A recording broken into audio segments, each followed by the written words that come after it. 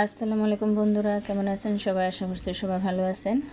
তো আমার এই ভিডিও যেখান থেকে দেখছেন, দেশ এবং বাইরে থেকে, সবাইকে অসংখ্য ধন্যবাদ। যারা নতুন আমার এই চ্যানেলটি সাবস্ক্রাইব করে দিবেন এবং যদি ভিডিওটি ভালো লেগে থাকে তাহলে লাইক কমেন্ট শেয়ার করবেন।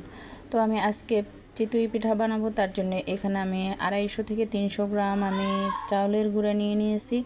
দেখতে পাচ্ছেন আমি যে পানিগুলো নিয়েছি এটা একটু গরম হয়ে গেছে। এখন করণীয় কি, আমি এই ব্যাটারটাকে কিভাবে ঠিক করব। তো আমি প্রথমে সামান্য পানি দিয়ে দিলাম। এরপর বাকি যে পাতিলে পানিগুলো ছিল সেই পানিগুলোর সাথে আমি আরেকটু ঠান্ডা পানি ইউজ করেছি। তো আর একটু ঠান্ডা হয়ে গেছে, এখন আমি পানিটা ব্যবহার করছি, দেখতে পাচ্ছেন। কিন্তু এখন আমার ব্যাটারটা পারফেক্ট হবে দেখে বুঝতে পারছেন। যদি আমার ব্যাটারটা পারফেক্ট না হতো তাহলে এটা দলা পেকে যেত।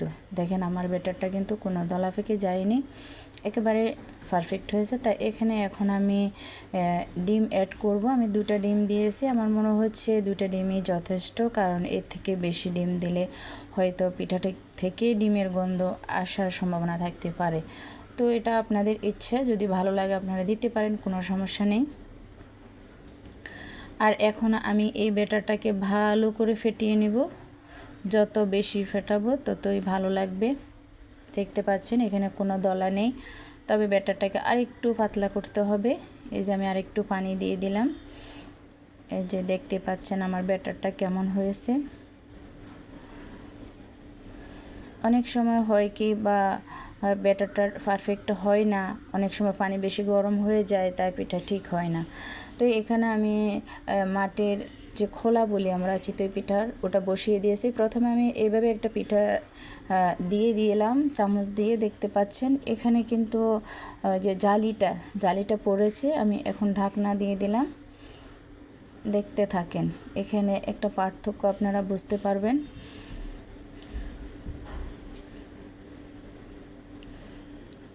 দিয়ে এটার জন্য আমি প্রায় সর্বোচ্চ 1 মিনিট ওয়েট করব। 1 মিনিটের মধ্যে আমার পিঠাটা হয়ে গেছে। এই যে দেখতে পাচ্ছেন আমি পিঠাটা উঠিয়ে নিচ্ছি।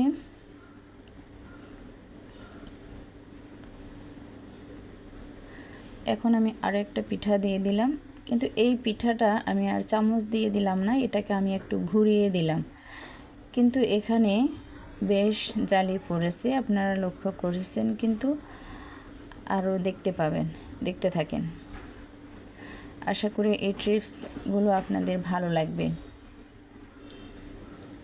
দেখেন এই পিঠাটা কিন্তু ওটার থেকেও হয়তো আপনারা অনুভব করতে পারতেছেন না, ওটার আগেরটার থেকেও নরম এবং বেশি জালি হয়েছে। তো আমি সবগুলো পিঠা এভাবেই বানাবো। আর এই পিঠা কিন্তু খুব সহজেই উঠে যায় খোলা থেকে।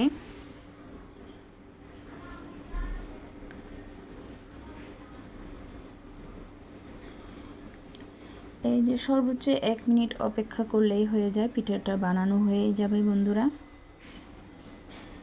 এই যে আমার পিঠার যে পাশ মানে কাঁচা, ওই কাঁচাগুলো কিন্তু উঠে গেছে।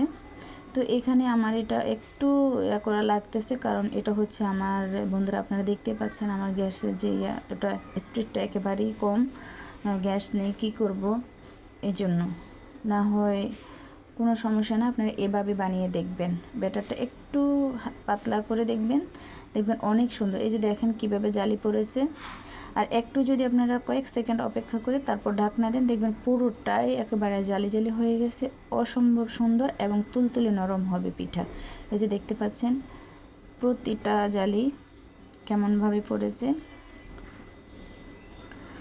তো বন্ধুরা দেখতে পারলেন আমি কিভাবে পিঠাগুলো এক এক করে সব পিঠা আমি বানিয়ে নিয়েছি। এই যে এটা বন্ধুরা আমার গ্যাসের কারণে, সরি, আপনাদের আশা করি হবে না এটা।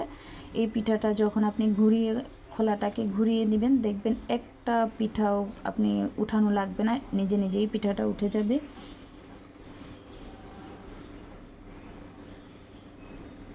এভাবে এক এক করে আমি সব পিঠাগুলো বানিয়ে নেব।